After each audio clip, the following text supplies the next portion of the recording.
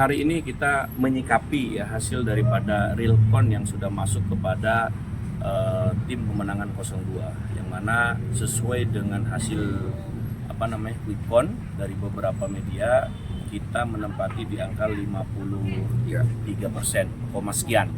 Dan realconnya yang masuk kepada kami berdasarkan hasil penghitungan di masing-masing TPS dan sudah diplenokan di masing-masing kecamatan, hasilnya tetap di angka 53, sehingga pasangan 02 ini pemenang dalam Pilkada Kota Depok 2025-2030. Sejauh ini kita melihat bahwa ada instruksi secara khusus ya dari tim pemenangan 01 agar supaya tidak tanda tangan. Yang tadi saya sampaikan di awal bahwa kita mempunyai rekaman dari salah satu tim pemenangan 01, dan ini kami akan tindak lanjuti secara hukum ya, baik menggunakan undang-undang pilkada dan tentang pidana umumnya. Kenapa? Ini merusak demokrasi ya, ini menjadi provokatif terhadap pemilu kada tahun ini. Terlepas daripada mereka tidak mau tanda tangan di beberapa kecamatan yang notabene mereka kalah oleh 02, itu menjadi bagian dinamika. Yang paling terpenting adalah saksi-saksi di TPS ya sudah tanda tangan di C1. Ini yang paling penting. Ya, kenapa? Secara langsung maupun tidak langsung, bahwa saksi mereka, bahwa partai mereka, partai koalisi mereka mengakui ya, menyetujui hasil penghitungan yang ada di tingkat TPS. Ya, yang ada di TPS. Itu kita bisa buktikan dengan adanya tanda tangan yang ditandatangani oleh masing-masing saksi daripada para paslon. Kecamatan Cinere dan terakhir yang satu lagi ya Cipayung ya, Cipayung. Jadi ada 5 kecamatan dari 11 kecamatan. Nah, dari 5 kecamatan yang tidak mau tanda tangan itu rata-rata keunggulan di 02. Kemenangan ada di 02. Hanya satu yang mereka menang tapi mereka tidak mau tanda tangan, yaitu di Cinere. Sejauh ini mereka meminta untuk dilakukan adanya penghitungan ulang ya. Ini juga menjadi aneh ya, di tingkat TPS sudah dilakukan penghitungan ya, pencoblosan, penghitungan sedetail mungkin, dan rekan-rekan harus ketahui bahwa saksi dari 01 PKS ya, puluhan tahun mereka menjadi saksi di TPS tidak pernah adanya kegagalan, betul nggak? Mereka selalu mempunyai bukti-bukti otentik, betul nggak? Baru kali ini saksi PKS minta adanya dibuka. Dari setiap pemilihan, ketika mereka kalah ada instruksi untuk dibuka. Ketika mereka menang, tidak ada instruksi seperti itu.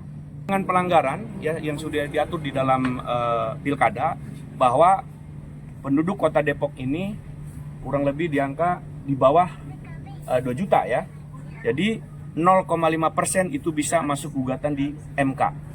Jadi berkaitan dengan gugatan di MK selisih suara, kita yakin mereka tidak akan bisa masuk. Kenapa? Selisih kita mencapai di angka 6% lebih. Ya, kalaupun mereka ada gugatan berkaitan dengan TSM, sangat prematur. Dari mana TSM-nya? Ya, ASN banyak di 01. Dari mulai tingkat camat, LPM, RT/RW banyak di 01. Bagaimana seorang camat bisa menggerakkan TSM ketika para pendukungnya banyak di 01? Ya, aparat di 01 berhadapan dengan masyarakat warga Depok yang ingin perubahan, sehingga 02 memenangkan pilkada di 2025-2030 ini. Ya wajar lah kalau kalah, masih belum terima ya, tergantung ya emosi masing-masing. Ya, saya sebenarnya belum pernah kalah, jadi belum pernah ngerasain. Ya ngambeknya jangan lama-lama lah gitu ya, karena faktanya memang kalah. Waktu pilkada juga saya mimpin 2 kali kalah ya, nggak sampai 2 hari 3 hari itu selesai udah ngasih ucapan selamat. Ngeliat fakta yang ada, bahkan masih realcon waktu itu Bawaslu, kita lihat realcon Bawaslu, kita udah angkat tangan, udah memahami, oh jauh lah kita. Gitu mestinya, dewasa lah. Masa menang terus gantian. Makanya saya sebelum saya kalah nanti saya nggak ikut bertanding. Jadi kita hadapi ini. Tim kita 50 advokat di Depok. Ya, kita udah siapin semua bukti-bukti, kita bahkan termasuk bukti-bukti rekayasa yang mungkin bisa saja ada, kita sudah antisipasi. Dan yang penting kita tidak melakukan kesalahan. Makanya itu dia bingung cari dari mana. TSM tadi itu ya contohnya tenda biru lah, dikumpulin foto-fotonya tenda biru disalahin. Emang kita yang pasang tenda, tukang tenda lah. Mungkin dia nggak punya staf warna oranye atau kuning. Ada orang topi biru kan banyak. Ya kan, ada stiker motor nomor 2, ya bekas kampanye Prabowo, banyak itu. Jangan-jangan orang bawa anak 2 ke TPS dianggapnya simbol. Jadi itu yang dianggap kejadian-kejadian khusus oleh mereka. Dan kita sama sekali tidak ada menjadikan itu hal khusus atau rekayasa atau arahan ataupun tadi strategi, nggak ada.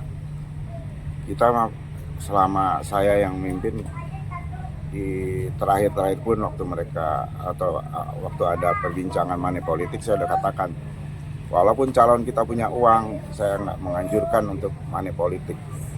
Money politik itu sesuatu yang ya kata agama juga haram. Yang kedua, menyakitkan kalau kalah, menyakitkan yang kalah. Ya. Bayangkan kalau kita boleh nanam kacang ya, tiba-tiba yang nyabutin orang lain, nanam buah, boleh mupuk segala macam bertahun-tahun. Kalau anggota legislatif itu 5 tahun kita jaga tanaman itu, tiba-tiba di ujung buahnya dipetik orang, sakit hati itu. Makanya saya nggak mau, prinsip aja saya. Kedua, ya orang yang melakukan money politik itu tadi haram hukumnya. Kedua, dia menang dengan kesemuan, jadi nggak real, nggak nyata kemenangannya. Jadi itu makanya punya prinsip saya seperti itu. Ya, ini pun tim saya selalu mengarahkan, walaupun punya duit, nggak usah TSM, nggak usah money politik, ini yang bikinin billboard atau apa gitu, atau bagi-bagi ketua timnya gitu. Dan perubahan itu nyata. Dan yang kedua, kepada seluruh masyarakat di Kota Depok kami ucapkan terima kasih yang sudah memberikan amanah kepada paslon nomor urut 2 Bapak Supian Suri dan Bapak Chandra Ramansa. Kita doakan beliau amanah dan nanti sama-sama kita datang dan kita sambut pelantikan beliau tanggal 3 Februari. Terima kasih.